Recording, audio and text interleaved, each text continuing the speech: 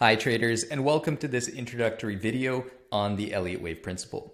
Quick history lesson. The wave principle was discovered in the 1930s by an American accountant named Ralph Nelson Elliott, and Elliott's discovery was groundbreaking. He was studying the stock market, and he had this theory that price movements in the markets were not randomized. They were actually fairly predictable because the market as a whole was patterned. And patterns, by definition, repeat themselves and are quite consistent in terms of how they unfold. So in mathematical terms, we would refer to the Elliott Wave model as a self-affirming fractal. All right, that is a mouthful, and I'm going to break that down for you right now. So a self-affirming fractal simply means that we're going to see similarities in market movements, in price patterns at every degree of trend. So regardless of what's happening on a monthly time frame chart or a tick chart or a 15-minute chart or whatever, the price movements will all look very similar. And because they're all very similar, we can identify at any given point in time where our market is within that overall larger pattern. So what the wave principle is an explanation for market behavior. It's not a trading tool. It's not even an analytical tool, in my opinion. It's simply a discovery of what actually drives financial markets. And that's going to be a topic that's going to be covered in the next video in greater detail. In this video, I want to go over what the Elliott Wave Principle is and what it's not. All right. So like I said, it's an explanation for market behavior, and it is not a trading tool.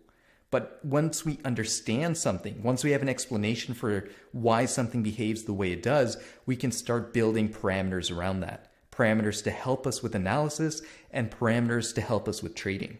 All right, now remember, analyzing a market and trading a market are two entirely distinct disciplines.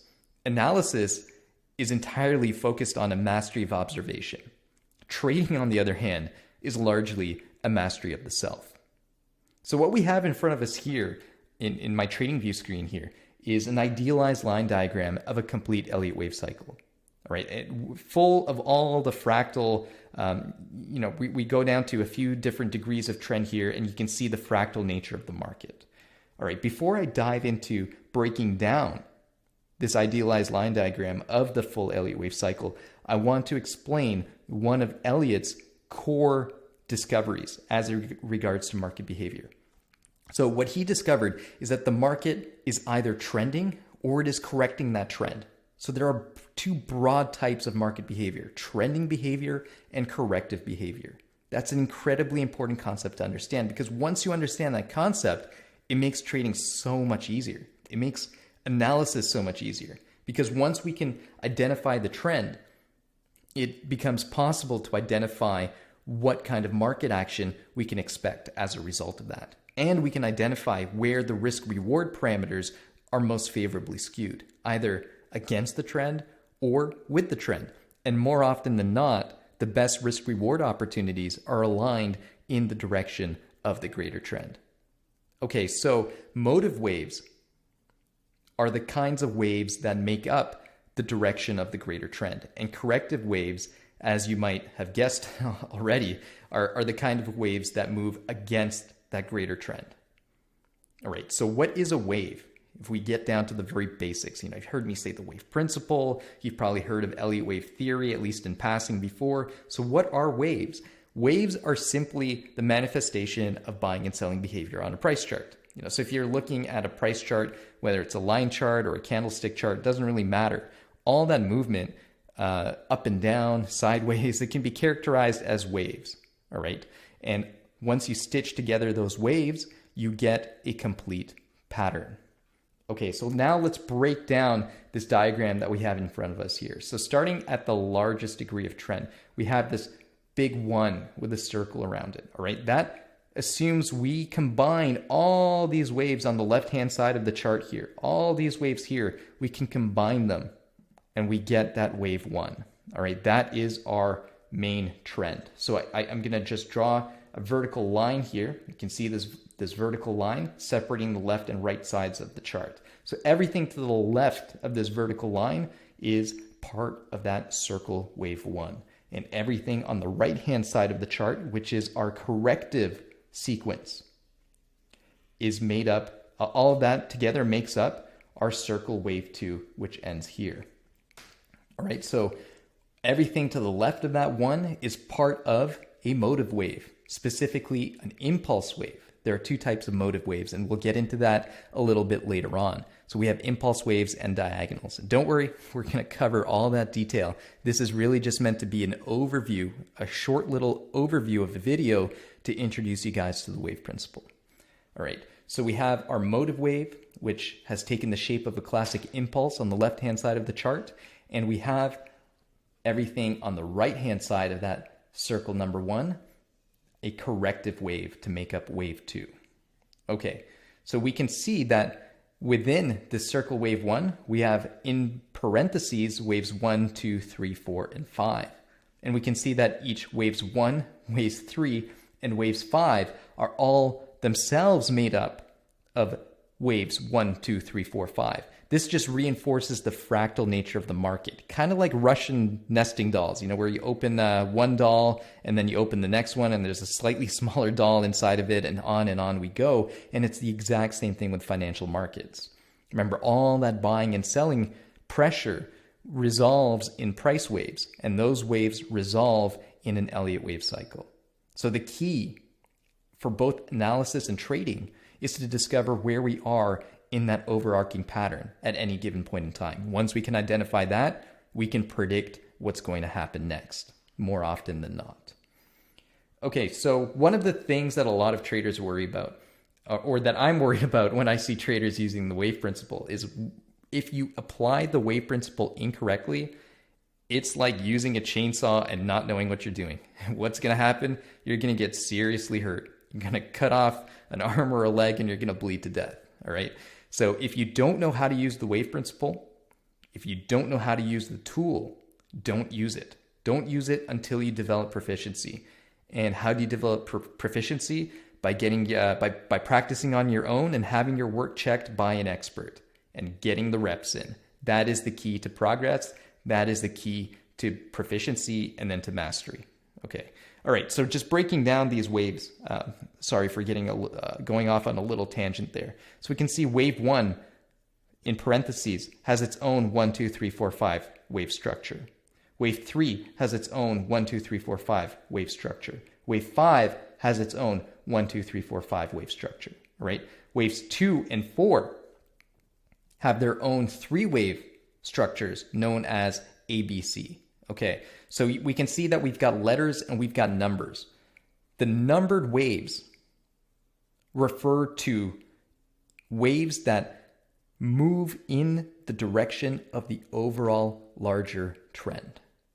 Okay, our ABC waves, the lettered waves, those are our corrective waves. So we can see here, waves 1, 2, 3, 4, 5. That net movement is a sustained move to the upside. Going back to that simple definition about trends where we need higher highs and higher lows to form an uptrend by definition. Well, we have a higher high here. We have a higher low. We have a higher high. We have a higher low. We have a higher high. And together, those higher highs and higher lows make up a bullish trend. And we can slap a big ol' wave 1 label on top of all of that. And then it's our corrective waves that move counter to that trend. So we have wave A, we have wave B, and we have wave C. And we can see that waves A, B, and C are each made up of component parts as well. Okay, so we can see how all of this comes together to form a mural. It's a tapestry. All these individual pieces add up to give us a comprehensive picture and a comprehensive understanding of what the market is doing at any given point in time. All right, I know I'm saying a lot of numbers and a lot of letters, and some of it's going over your head, and that's okay. It's totally normal. Like I said, this video is not meant to make you an expert on how to apply the right number to the right wave or the right letter to the right wave. That's not the point. The point is just to explain the overall structure. All right, we're going to get into counting waves a little bit later on. So that's an introduction to the basics of the wave principle, and I mean the very, very basics of the wave principle. And it's not all that intimidating because, as you've noticed, we don't have to count any higher than 5. So if you can count up to 5, you can master the wave principle. It is that simple. The rest is just me teaching you the various rules and guidelines that we need to observe when we're counting waves. And then it's just practice. It's just a matter of putting in the reps. Okay? Now, the wave principle is the cornerstone. It is the foundation for both the analytical and trading methodologies that we follow here at Parallax Capital Advisors. All right? So it's the foundation for everything. So mastery of the wave principle, or at the very least becoming proficient and competent at it, is a must. That is a prerequisite. We have to get good at counting waves in order to be able to trade, in order to be able to analyze a market with an exceptionally high degree of accuracy. All right? Once we can do that, oh boy, does this business become fun. It becomes so simple once we have that understanding. And I'm so excited to see how you guys are going to progress over time. The analogy or the metaphor I like to use once you've become like clued into the wave principle and the power that the wave principle holds, making money from the markets is like going down to a flowing river and just putting your hands into that river and scooping water out. And sometimes the current of that river is going to be flowing fast and furious, and you're going to be able to get a lot of water out, a lot of profits out of the market. And sometimes that river is going to be quiet and still, and it's going to be a little bit harder to scoop some water out, okay? So the market conditions will change over time, but what remains constant is our understanding of how that market is moving now and also how it's going to move in the future. And that's so cool. That is a really cool superpower to have when it comes to trading. And no, that doesn't mean we're always going to get it right 100% of the time. But when we get it wrong, it's not because the wave principle has failed us. It's because our interpretation of where the market is at in that overall larger pattern was simply wrong. All right, we're always working with incomplete information. We don't have crystal balls, even though at times it might really look like we do. So I will say this: master the wave principle. You'll get the market right 7, 8, 9 times out of 10. Okay. You're going to do so much better than 50-50. You'll do better than 6 or 7 times out of 10 if you get really good at this. I can promise you that. All right. So this is a skill that we must learn. Once we learn the skill, then we can focus on trading. So that's it for me. Quick introductory video. And we're going to dive into the core Elliott Wave patterns that make up this overall larger pattern next. Can't wait to see you guys in the next video. Take care.